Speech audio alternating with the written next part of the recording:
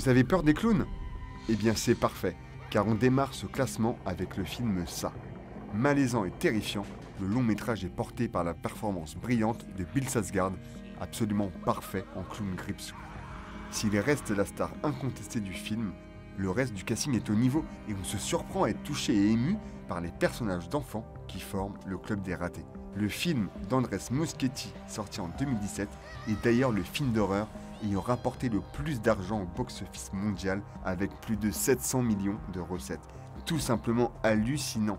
Adapté de Stephen King, Ça regorge de scènes totalement flippantes qui vous resteront longtemps en tête. Vous ne regarderez plus jamais votre lavabo de la même façon après avoir vu ce film.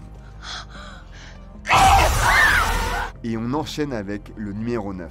Si vous aimez les histoires de possession, Conjuring est le film qu'il vous faut. Réalisé par James Wan, le film suit les aventures du couple Warren, deux chasseurs de fantômes ayant vraiment existé et vécu aux États-Unis. Véritable succès au box-office, Conjuring a eu droit à 2 suites directes ainsi que plusieurs spin-offs comme Annabelle, une poupée maléfique d'ailleurs introduite dans le premier Conjuring. Classique dans son histoire, Conjuring prend une autre dimension avec la mise en scène inspirée de James Wan qui privilégie les effets physiques sur le plateau et manie comme personne le suspense. Si vous aimez sursauter et avoir le trouillomètre à zéro, lancez-vous Conjuring et croyez-moi, vous ne serez pas déçus. En 8e position se trouve Saw, de nouveau réalisé par James Wan. Sorti en 2004, ce film a été un uppercut lancé au visage du spectateur.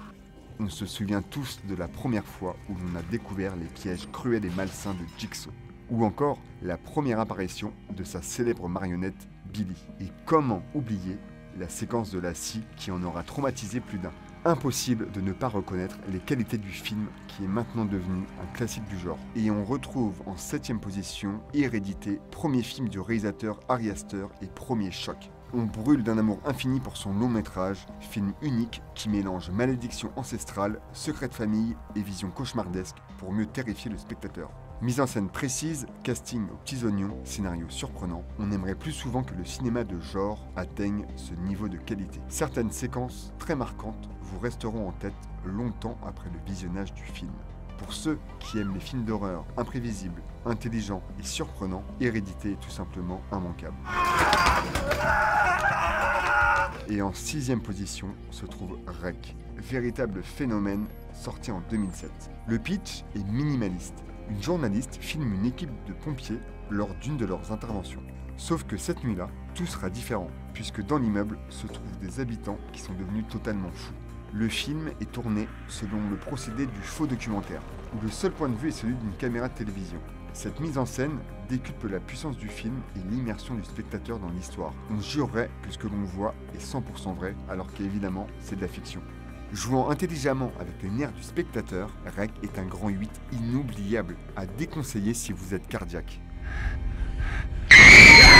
En 5e position se trouve The Ring de Gore Verbinski, avec son pitch redoutable. Quiconque visionne une mystérieuse cassette vidéo meurt de façon inexplicable une semaine après.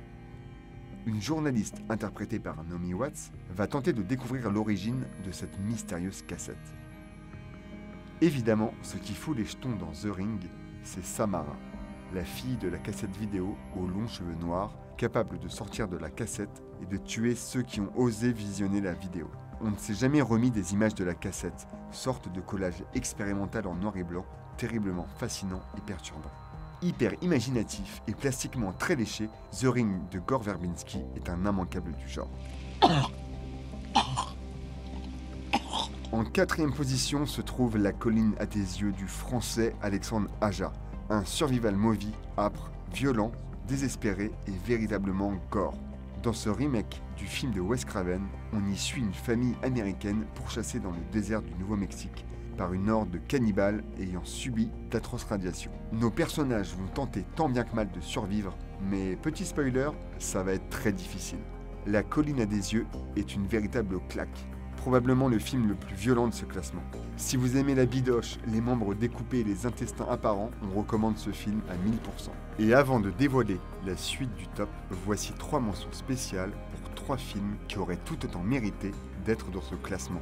Tout d'abord Sinister avec Ethan Hawke, où se mélangent snuff movie, enfant fantôme et monstre fantomatique, très angoissant, à ne surtout pas regarder dans le noir. On continue avec le très bon Inside Juice, réalisé par James Wan, encore lui. C'est un film de possession et de fantômes, mais très malin dans son écriture et toujours réalisé avec grand soin par le maître de l'horreur. Et enfin, un peu de poésie avec Morse, film de Thomas Alfredson sorti en 2008. Des vampires, de la neige, mais surtout une incroyable histoire d'amitié. Morse est un véritable bijou que tout amateur de genre se doit d'avoir vu. Vous n'avez jamais vu un film de vampire comme celui-ci. Et on démarre le podium avec 28 jours plus tard de Danny Boyle.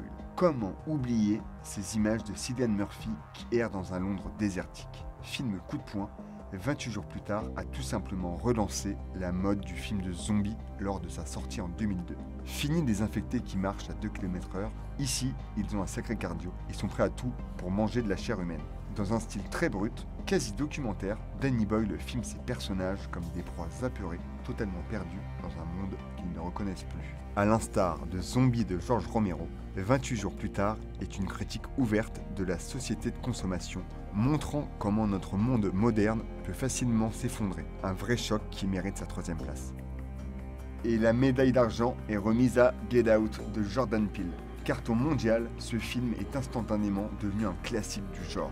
Entre comédie, film fantastique et pur film d'horreur, Get Out mélange les genres avec brio pour notre plus grand plaisir. Mais ce film n'est pas qu'un simple divertissement. Politiquement chargé, il aborde sans tabou la question du racisme, des clichés sur les Afro-Américains et gratte subtilement le vernis de la bien-pensance américaine pour mieux montrer ce qu'il s'y cache derrière.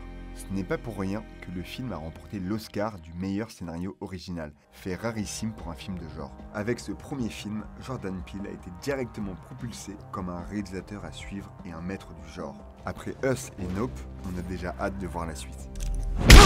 Et le grand vainqueur de ce classement est It Follows de David Robert Mitchell, sorti en 2014. Imaginez si des gens se mettaient à vous suivre sans aucune raison. Et si vous et vous seul étiez capables de les voir. C'est le concept génial et totalement flippant d'It Follows. Quand un film vous effraie avec pas grand chose, c'est qu'il a tout compris. Ici, pas d'effusion de sang à outrance, pas de monstres gigantesques, juste une excellente gestion du suspense et une mise en scène implacable. Imaginez un mélange réussi entre John Carpenter, David Lynch et John Hughes, et vous aurez une idée de l'atmosphère du long métrage. Ce film hybride au concept surpuissant est le grand vainqueur de ce top des meilleurs films d'horreur du 21e siècle. Et vous alors, dites-nous dans les commentaires quel aurait été votre classement. N'hésitez pas à vous abonner à la chaîne YouTube d'Allociné pour ne pas manquer nos prochaines vidéos. Je vous dis à très vite, salut!